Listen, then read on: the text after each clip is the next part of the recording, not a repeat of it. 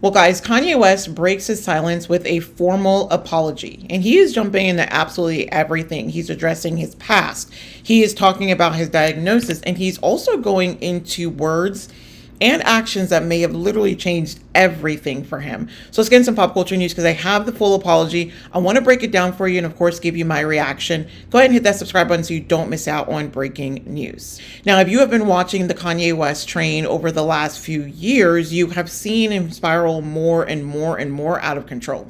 Not only was he spiraling out of control, he was executing and operating at a level of defiant that had people very, very concerned. If you guys remember when he first kind of started getting a little bit off the rails, there were a lot of people that was still supporting him, still going to concerts. Jason Lee was one of them, saying that they could separate the two, if you will, in regards to his art and then also the person that he is. But then things just progressively got worse. As we were watching this unfold, it was very clear that something was going on. If you have anybody within your life with the diagnosis that he has, or you've been around people with that diagnosis, then you recognized it just like I recognized it from the beginning. But I don't want to speak for him. Let me let you know exactly what he had to say. I'm going to put his formal apology up on the screen. The font is very small, but I also have it on my socials if you want to read it in more detail, but we're going to go through it together. So I've got the statement up on the screen, and obviously it is very lengthy, but I'm going to give some of the information, and I want to go through some of it verbatim, and I'm going to be bouncing around just a little bit because he goes into a lot here, but I think it's important. This is an extremely transparent documentation of everything that he's been dealing with over the last year, and so I want to make sure that we give it its just dues. Firstly, how did we get here? How did we get to a formal diagnosis? Because he does confirm in his apology that he was diagnosed with bipolar type 1 diagnosis. Well, according to Kanye, it is tied into his car accident.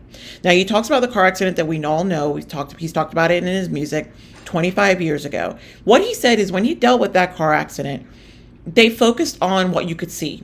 They focused on the fracture. They focused on the swelling. They focused on the physical trauma. However, deeper injuries were not addressed. Now, he doesn't blame anybody for this, but he just says this: comprehensive scans were not done. Neurological exams were limited. States it verbatim is that the possibility of a frontal lobe injury was never raised. He was not properly diagnosed until 2023. What he's saying is that the damage that he has sustained during that car accident, the unrecognized or the untreated component of it that just was not on anybody's radar, that is what led to his bipolar type 1 diagnosis. Now, he talks about bipolar disease just from an experience standpoint. If you know anybody that has this disease or been around when they are in a manic episode, you understand completely. He just talks about how bipolar disorder kind of has a defense system. In fact, he says the defense system is denial. When you're manic, you don't think that you're sick. You think everyone else is overreacting. You feel like you're seeing the world more clearly than ever, when in reality, you're losing your grip entirely. Now, we were watching this in real time, okay? As we were watching all of the posts, all of the tweets, all of the videos, all of the different things that were happening, we were watching this defense system, as he states, in real time, because he definitely felt like he was in control, that he knew exactly what's going on. One of the things that he mentions in his apologies, the scariest thing about this disorder is how persuasive it is when it tells you you don't need help. It makes you blind, but convinced you have insight. You feel powerful, certain, and unstoppable. I think that is perfectly worded. And we watched it. As he was doing the more destructive things, there were people that stood by him up to a point.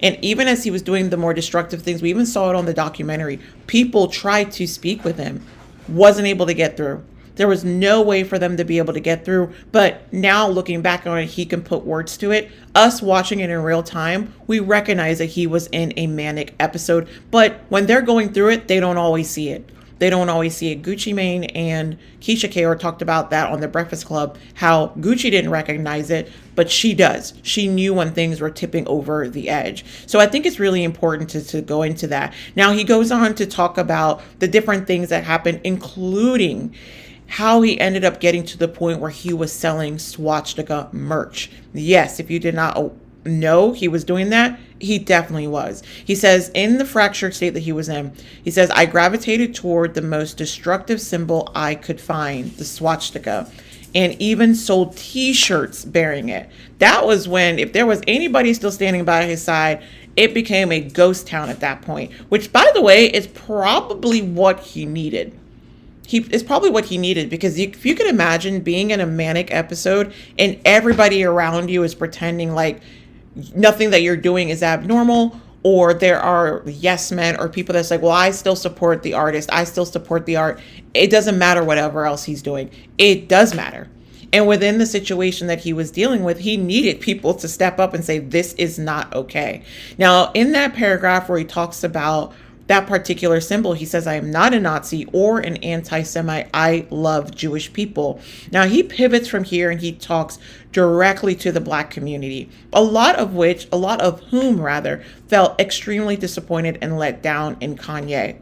Now, he says this: to the Black community, which held me down through all the highs and lows and the darkest times, the Black community is unquestionably the foundation of who I am. I am so sorry to have let you down. I love us. Now, he goes into it a little bit more and talks about what we were looking at. He says, in early 2025, I fell into a 4-month-long manic episode of psychotic, paranoid, and impulsive behavior that destroyed my life. As the situation became increasingly unsustainable, there were times I didn't want to be here anymore. Now, I'm not surprised to hear this, because dealing with something like that, I'm sure it can get very dark, it can get very lonely, and it can get very, very scary. And he talks about hitting rock bottom.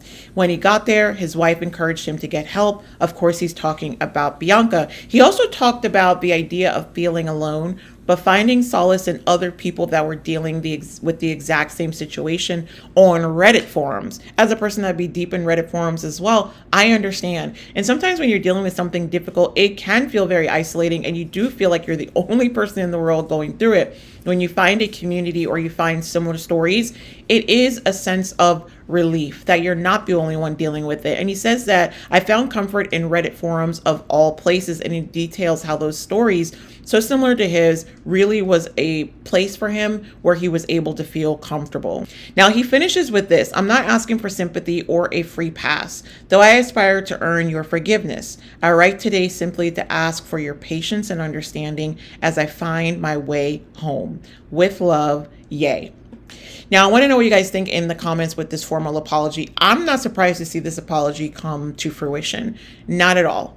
When people that are dealing with this particular disorder come out of this episode, they start to kind of pick up the pieces. They start to realize all of the damage that has been done. And so if he is truly getting help, like he says that he is, and I believe that it's very possible that he is, because we haven't seen any outbursts in quite some time. Whatever that help looks like, I applaud him for taking it and seeking it. And also, so many benefits and values come from that. Having his kids back in his life, have people coming back around him, and for him to be in a position where he's no longer doing things that are extremely damaging, not only to himself, but also to the reputation and legacy that he has spent building all of these years. Now, you guys let me know what you think in the comments about Kanye's formal apology.